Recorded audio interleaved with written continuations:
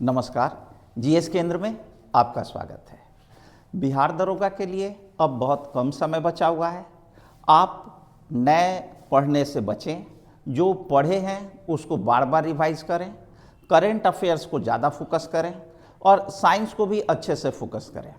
Current affairs और science आपके result में महत्वपूर्ण भूमिका निभाएंगे। इन दोनों को अच्छे से आप फोकस करें। अभी हम लोग एक सेट प्रैक्टिस करेंगे और ये आप अपनी तैयारी को जांचने के लिए इस सेट को लगाएं। ज़्यादा नहीं है, 20 क्वेश्चंस हैं। आप पूरे क्वेश्चंस को लगाएं और आप देखें कि आपकी तैयारी कितनी है, आप कहाँ तक इसे बना पाते हैं। एक एक करके हम लोग प्रश्नों को देखते हैं और हम लोगों का पहला क्वेश्चन जो है वो है, ब्लू माउंटेन भारत के किस राज्य में है? तो ब्लू माउंटेन मिजोरम में है और ये ब्लू माउंटेन को ही हम लोग फोंगपुई पहाड़ियाँ भी कहते हैं। लुसाई पहाड़ी का भाग है और इसे वहाँ पर एक पवित्र पर्वत माना जाता है। तो ब्लू माउंटेन मिजोरम में। अगले प्रश्न पर आते हैं हम लोग। अगला प्रश्न है, निम्नलिखित में से कौन मीन वर्ग से संबंधित नहीं है? मीन मतलब फिश, ठीक है, फिश से कौन संबंधित नहीं है? तो ये कौन मीन वर्ग से संबंधित है पूछा गया है। मतलब कौन फिश है, ट्रू फिश कौन है, यही पूछा गया है। तो यहाँ पर स्टार फिश जो है ये आपका इकाइनोडर्माटा होता है, तो ये फिश नहीं है। सिल्वर फिश, ये बुकवर्म को हम लोग कहते हैं सिल्वर फिश, तो ये आर्थ्रोपोडा है, ये भी संबंधित नहीं है। शार्क जो है ये ट्रू फिश है, तो ये शार्क यहाँ पर मीन वर्ग से संबंधित हो जाएगी। कुछ नाम ऐसे हैं जिनके साथ फिश जुड़ा हुआ रहता है, लेकिन वास्तव में वो ट्रू फिश नहीं है, अर्थात वो फिश फाइलम से संबंधित नहीं है। जैसे आपका devil fish, cuttle fish, star fish, ठीक है, और सिल्वर फिश, ये सब झूठी मछलियाँ हैं, ये सब वास्तविक मछलियाँ नहीं हैं। और सच्ची मछलियों की अगर हम लोग बात करेंगे तो जानवरों के नाम से संबंधित जो भी हैं वो सब सच्ची मछलियां हैं। जैसे cat fish, dog fish, horse fish, elephant fish, ये सब सच्ची मछलियां हैं और ये सब आपके फिश वर्ग से शामिल है, फिश वर्ग में शामिल हैं। यहाँ पर जो दिया गया है ऑप्शन, उसमें शार्क फिश वर्ग से संबंधित है, तो आंसर हो जाएगा शार्क। अगले प्रश्न की तरफ आते हैं हम लोग। अगला प्रश्न हम लोगों का है कि रॉकी के पर्वतीय ढाल पर होना चाहिए। पर्वतीय ढाल पर, रॉकी के पर्वतीय ढाल पर चलने वाली स्थानीय हवा कौन सी है? रॉकी नॉर्थ अमेरिका में एक मोड़दार पर्वत है और इसके ढाल पर जो स्थानीय हवा चलती है उसका नाम है चिनुक। चिनुक रॉकी के पर्वतीय ढाल पर चलने वाली उत्तर अमेरिका की हवा है और ये अपना प्रभाव कनाडा, यूएसए में ज़्यादा दिखाती है। इसके कारण बर्फ पिघल जाते हैं, इस कारण इसे हम लोग हिमभक्षी पवन भी कहते हैं। गर्म हवा है ये चिनुक। अगले प्रश्न की तरफ आते हैं हम लोग। अगला प्रश्न हम लोग का है, राष्ट्रीय सुरक्षा दिवस कब मनाया जाता है? राष्ट्रीय सुरक्षा दिवस 4 मार्च को हम लोग राष्ट्रीय सुरक्षा दिवस मनाते हैं। 1972 में इसकी शुरुआत हुई थी राष्ट्रीय सुरक्षा दिवस मनाने की, और ये हम लोग सुरक्षा के लिए, स्वास्थ्य के संबंध में और पर्यावरण के संबंध में जागरूकता बढ़ाने के लिए इसकी शुरुआत किए थे, राष्ट्रीय सुरक्षा दिवस की। 4 मार्च को हम लोग इसे मनाते हैं। अगले प्रश्न की तरफ आते हैं हम। अगला प्रश्न जो है वो है, कीटभक्षी पौधा का उदाहरण कौन सा है? कीटभक्षी पौधे वैसे क्षेत्रों में उत्पन्न होते हैं जहां पर मिट्टी में नाइट्रोजन की कमी होती है और उस नाइट्रोजन की कमी को पूरा करने के लिए ये कीट को खाते हैं और ये उनमें पत्तियां जो हैं वो कलश के आकार की रूपांतरित हो जाती हैं। पत्तियां चमकीली होती हैं और विशेष प्रकार का स्मेल आते रहता है, जिससे इंसेक्ट्स उधर अट्रैक्ट होते हैं और उसमें जाकर वे फंस जाते हैं। तो निपेंथस इसमें जो दिया हुआ है ऑप्शन, उसमें निपेंथस आपका कीटभक्षी पौधा का उदाहरण है। हम लोग अपने यहाँ भारत में ये असम में, मिजोरम में, उन तरफ नॉर्थ ईस्ट के राज्यों में ये कीटभक्षी पौधे देखने को मिलते हैं। हम लोग अगले प्रश्न की तरफ आते हैं। अगला प्रश्न हम लोगों का है कि इस बार बिहार विधानसभा चुनाव में कितनी महिलाओं ने जीत दर्ज की। इस बार बिहार विधानसभा की अगर हम लोग बात करें तो बिहार विधानसभा में इस बार 28 महिलाओं ने जीत दर्ज की थी, जिसमें 25 एनडीए गठबंधन से और 3 ये महागठबंधन से महिलाओं को जीत मिली थी। हम लोग अगले प्रश्न पर आते हैं। अगला क्वेश्चन है, कीर स्टामर जिन्होंने अक्टूबर में भारत की यात्रा की ये हैं। तो कीर स्टामर जो हैं ये ब्रिटेन के प्रधानमंत्री हैं। ये अक्टूबर में भारत आए थे और ये इनकी भारत की पहली यात्रा है और एजेंडा 2035 इसमें इनकी इस यात्रा के दौरान स्वीकार किया गया। हम लोग अगले प्रश्न पर आते हैं। अगला प्रश्न हम लोगों का है, गाजा शिखर शांति सम्मेलन कहाँ हुआ। ये गाजा शिखर सम्मेलन डोनाल्ड ट्रंप के आह्वान पर आयोजित किया गया और इसका आयोजन कहाँ हुआ। इसका आयोजन मिस्र के शर्म अल शेख में आयोजित किया गया और इसकी अध्यक्षता यूएसए के द्वारा ही की गई और सह अध्यक्ष मिस्र बना था। टोटल 30 देशों ने इस सम्मेलन में भाग लिया। भारत भी इस सम्मेलन में भाग लिया था और भारत की तरफ से किसने भाग लिया, तो इसमें अजीत डोभाल ने भारत की तरफ से, अजीत डोभाल नहीं, एस जयशंकर ने इसमें भारत का प्रतिनिधित्व किया था। हम लोग अगले प्रश्न की तरफ आते हैं।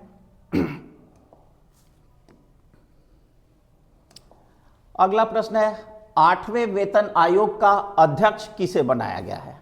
8वां वेतन आयोग जिसे 1 जनवरी 2026 से लागू किया जाएगा और इसका अध्यक्ष रंजना प्रकाश देसाई को बनाया गया। ये सुप्रीम कोर्ट के पूर्व न्यायाधीश रह चुकी हैं और ये पंकज जैन इसमें सचिव बनाए गए हैं। तो 8वां वेतन आयोग के अध्यक्ष रंजना प्रकाश। हम लोग अगले प्रश्न की तरफ आते हैं। हम लोगों का अगला प्रश्न है, निशस्त्रीकरण पर यूनाइटेड नेशन सम्मेलन में भारत के अस्थायी प्रतिनिधि कौन है। ये निशस्त्रीकरण पर यूनाइटेड नेशन में भारत के अस्थायी प्रतिनिधि जो चुने गए हैं वो चरणजीत सिंह हैं। चरणजीत सिंह इसका आंसर हो जाएगा। ये चारों करंट आपके लिए इंपॉर्टेंट होगा दरोगा की परीक्षा में, इसे आप ध्यान में रखेंगे। और अगला क्वेश्चन है, निम्नलिखित में से किस पादप जोड़े में उभयलिंगी पुष्प होते हैं। उभयलिंगी मतलब बाइसेक्सुअल, ठीक है, जिसमें मेल और फीमेल एक ही फूल में रहे उसे हम लोग उभयलिंगी कहते हैं। तो उभयलिंगी इसमें जो ऑप्शन दिए गए हैं उसमें गुड़हल और सरसों उभयलिंगी बाइसेक्सुअल फ्लावर के एग्जाम्पल हैं और ऐसे तरबूज में, खीरा में, इन सबों में यूनिसेक्सुअल फ्लावर होते हैं। तो जो ऑप्शन दिया गया है उसके हिसाब से गुड़हल तथा सरसों आपका आंसर हो जाएगा, ठीक है। अगले प्रश्न की तरफ आते हैं हम लोग। अगला प्रश्न है, भारत का प्रथम विधि अधिकारी कौन होता है। प्रथम विधि अधिकारी की हम लोग बात करें तो अटॉर्नी जनरल भारत के प्रथम विधि अधिकारी होते हैं और ये भारत के महान्यायवादी अनुच्छेद 76 में इनके विषय में दिया हुआ है और ये संसद के सदस्य ना होते हुए भी संसद की बैठकों में ये भाग ले सकते हैं, वहाँ भाषण दे सकते हैं, लेकिन वहाँ उन्हें मतदान का अधिकार नहीं होता। तो भारत का प्रथम विधि अधिकारी attorney general of India, Bharat का महान्यायवादी, अनुच्छेद 76। अगला प्रश्न है, बुद्ध ने धर्म चक्र प्रवर्तन कहाँ किया। धर्म चक्र प्रवर्तन बुद्ध के प्रथम उपदेश को कहा जाता है। बुद्ध के प्रथम उपदेश को हम लोग धर्म चक्र प्रवर्तन कहते हैं और बुद्ध ने अपना जो पहला उपदेश दिया था वह सारनाथ में दिया था और जहाँ पर वो उपदेश दिए थे वहाँ एक स्तूप भी बनाया गया है, जिस स्तूप को हम लोग धमेख स्तूप कहते हैं, और उसे ही the seat of holy Buddha भी कहा जाता है। तो आपका आंसर हो जाएगा सारनाथ। अगले प्रश्न की तरफ हम लोग आते हैं। हम लोगों का अगला प्रश्न है कि एक संसद अथवा विधानसभा का सदस्य राष्ट्रपति निर्वाचित हो सकता है, परंतु अब ऑप्शन जो दिए गए हैं उसमें दिया गया है कि चुनाव लड़ने से पूर्व उसे अपनी सदस्यता से त्यागपत्र देना होगा। नहीं, ऐसा मेंशन नहीं किया गया है कि चुनाव लड़ने के पूर्व उसे रिजाइन कर देना पड़ेगा। दूसरा है कि अपने निर्वाचन के 6 माह के अंदर अपने सदस्यता छोड़नी होगी। नहीं, ये भी नहीं है।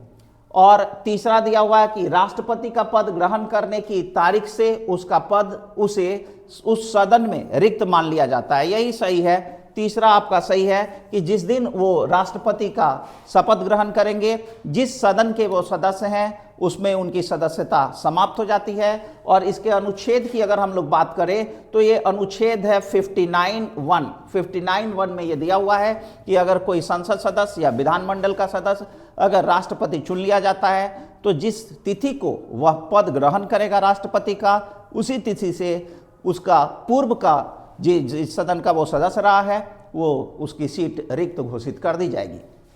तो आंसर इसमें 3 हो जाएगा। अगले प्रश्न की तरफ।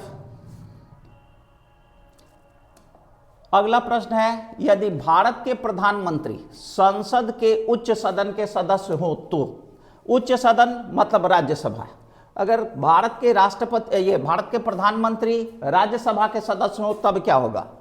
और इसमें जो ऑप्शन दिया गया है वो दिया गया है वे अविश्वास प्रस्ताव की स्थिति में अपने पक्ष में वोट नहीं दे सकेंगे। ये बिल्कुल सही है, ठीक है, क्योंकि जो व्यक्ति जिस सदन का सदस्य होता है उसी सदन में वो वोट दे सकता है।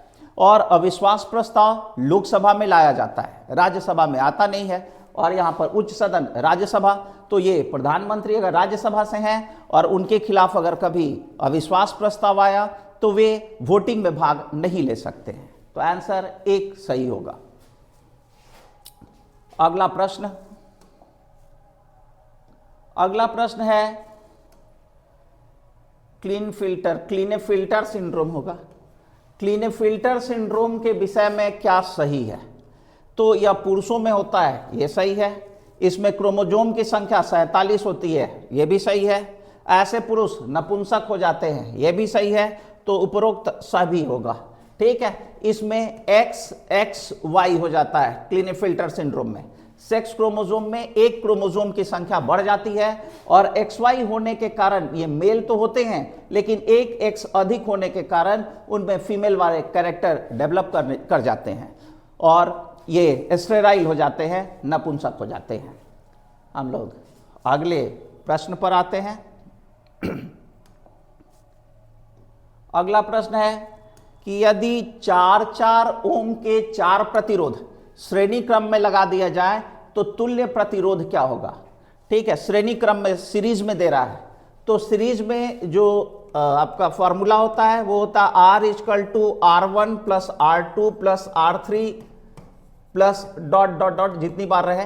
तो यहां पर 4 ओम के 4 प्रतिरोध दिए गए हैं तो 4 बार जोड़ देंगे, 4 + 4 + 4 + 4, ठीक है, मतलब ये 16 ओम हो जाएगा तुल्य प्रतिरोध, ठीक है। सीरीज में हम लोग जोड़ देते हैं तो R = R1 + R2 + R3, जितनी बार दिया रहेगा जितना ओम का उतने ओम को हम लोग जोड़ देते हैं। हम लोग अगले प्रश्न पर आते हैं। अगला प्रश्न है हम लोगों का, निम्न में कौन 3 कक्षीय हृदय वाला जीव है? 3 चैम्बर किसके हार्ट में होता है? तो शेर तो मैमल है, मैमल का इसका होगा 4 चैम्बर वाला। कबूतर बर्ड है, इसका भी 4 चैम्बर वाला होगा। मछली 2 चैम्बर, ठीक है। सलामांडर आपका एम्फीबिया है, इसमें 3 चैम्बर वाला होता है, ठीक है। आंसर हो जाएगा सलामांडर, ठीक है। इन लोगों में 2 ऑरिकिल और 1 वेंट्रिकल होता है, इन लोगों में 2 ऑरिकिल और 1 वेंट्रिकल होता है, ठीक है। ये वेंट्रिकल हो जाता है और ये दोनों ऊपर वाले ऑरिकिल हो जाते हैं, 2 ऑरिकिल और 1 वेंट्रिकल। तो ये सलामांडर ये एम्फीबिया है, इसमें 3 चैम्बर वाला हार्ट होगा। हम लोग अगले प्रश्न की तरफ आते हैं। अगला प्रश्न है, भारत छोड़ो आंदोलन के समय इंग्लैंड का प्रधानमंत्री कौन था? भारत छोड़ो आंदोलन के समय तो ये एटली जो थे, ये तो भारत जब आजाद हुआ उस समय वो वहां के प्रधानमंत्री थे, ठीक है। और भारत छोड़ो के समय चर्चिल वहां के प्रधानमंत्री थे, तो चर्चिल इसका आंसर हो जाएगा। चर्चिल उस समय वहां पर प्रधानमंत्री थे। अगला प्रश्न, और अगला प्रश्न हम लोगों का है कि पूना पैक्ट के बाद हरिजन सेवक संघ की स्थापना हुई, इसके प्रथम अध्यक्ष कौन थे? पूना पैक्ट 1932 में हुआ, गांधी जी के और अंबेडकर के बीच ये समझौता हुआ था, और इसके बाद ये हरिजन सेवक संघ की जो स्थापना हुई उसमें घनश्याम दास बिरला को अध्यक्ष बनाया गया था। प्रथम अध्यक्ष यही थे। आज के लिए इतना ही, मिलते हैं हम लोग फिर अगले वीडियो में। धन्यवाद।